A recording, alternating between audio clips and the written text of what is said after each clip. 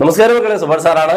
നമ്മുടെ പ്ലസ് ടുവിന്റെ എക്സാം എല്ലാം കഴിഞ്ഞു. ഇപ്പൊ എല്ലാവരും ഒന്ന് ഫ്രീ ആയിട്ടൊക്കെ ഇരിക്കുക. നല്ല ഉറക്കമൊക്കെ ഉറങ്ങി കാണും ഇല്ലയോ? എല്ലാവരും പറയുന്നത് എനിക്കൊന്ന് ഉറങ്ങണം, എക്സാം കഴിഞ്ഞിട്ടൊന്ന് ഉറങ്ങണം. ഉറങ്ങിയൊക്കെ തീർന്നോ? ഇനിയിപ്പോ കുറച്ചൊക്കെ ഉറക്കമൊക്കെ കുറച്ചിട്ട് അടുത്ത കാര്യങ്ങളൊക്കെ ഉണ്ട്, എൻട്രൻസും കാര്യങ്ങളും. നിങ്ങൾ ഓൺലൈനെ കുറിച്ചൊക്കെ ഓണർന്ന് പ്രവർത്തിച്ചോ? എന്തായാലും കുറച്ച് നാളുടെ കഴിഞ്ഞാൽ ഒരു സെഷനിൽ എത്തിപ്പെട്ടാൽ, മീൻസ് അടുത്തൊരു സെഷനിൽ എത്തിപ്പെട്ടാൽ നിങ്ങൾക്കൊന്ന് റെസ്റ്റ് ചെയ്യാം. ഇപ്പോഴൊന്ന് ഉറക്കമൊക്കെ ഒട്ടനെ നിർത്തിയിട്ട് അടുത്ത പരിപാടി തുടങ്ങണം. ഇന്നത്തെ വിഷയം നമ്മുടെ അതൊന്നുമല്ല.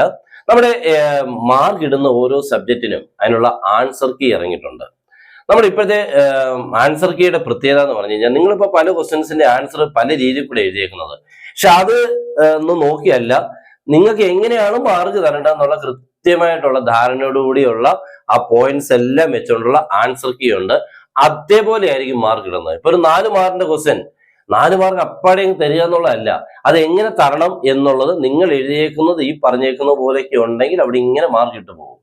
ഇപ്പൊ ചിലപ്പോ 4 മാർക്കിന്റെ ഒരു ക്വസ്റ്റ്യൻ ലാസ്റ്റിലത്തെ ഒരു സെഷൻ തെറ്റിയെന്ന് വിചാരിക്കും, ലാസ്റ്റ് സ്റ്റെപ്പോ എന്തെങ്കിലും ആൻസർ, അവിടെ ഒന്നും പ്രോബ്ലം ഇല്ല. നമുക്ക് അവിടെ ചിലപ്പോൾ 3, 3.5 വരെ കിട്ടാം. ആ ആൻസർ തന്നെ ലാസ്റ്റ് ചിലപ്പോൾ 1/2 മാർക്ക് 1 മാർക്ക് കാണുള്ളൂ. അപ്പോൾ എങ്ങനെയൊക്കെയാണ് ആൻസർ കിട്ടേണ്ടതെന്നുള്ള കൃത്യമായിട്ടുണ്ട്. ഇപ്പൊ നമുക്ക് വന്നേക്കുന്ന സബ്ജക്ട്സുകളിൽ പ്രധാനി വന്നേക്കുന്ന ആരൊക്കെയാ? ഫിസിക്സ് ഉണ്ട്, കെമിസ്ട്രി ഉണ്ട്, ബോട്ടണി ഉണ്ട്, സുവോളജി ഉണ്ട്, ഇംഗ്ലീഷ് ഉണ്ട്. ഒരു സൂപ്പർ സ്റ്റാർ എത്തിയിട്ടില്ല. ആരായിരിക്കും? മാത്സ് എത്തിയിട്ടില്ല കേട്ടോ.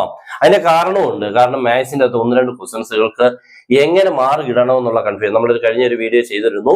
ആ വീഡിയോയ്ക്കുള്ളിൽ ആ 19ാമത്തെ ക്വസ്റ്റ്യന്റെ മാർക്ക് ഇടുന്നതിനെ കുറിച്ചുള്ള കൺഫ്യൂഷൻ ഉണ്ട്. അത് എങ്ങനെയാണ് മാർക്ക്? ഇതേപോലെ 1-2 ക്വസ്റ്റൻസ് കൂടെ ഉണ്ട് കേട്ടോ. അപ്പൊ ഇതെല്ലാം കൂടെ ഒന്ന് വരാൻ ഇത്തിരി സമയമുണ്ട്. അത് വരുമ്പോൾ ഉടൻ തന്നെ അതിന്റെ നമ്മുടെ ആൻസർ കീ നിങ്ങൾക്ക് തരും.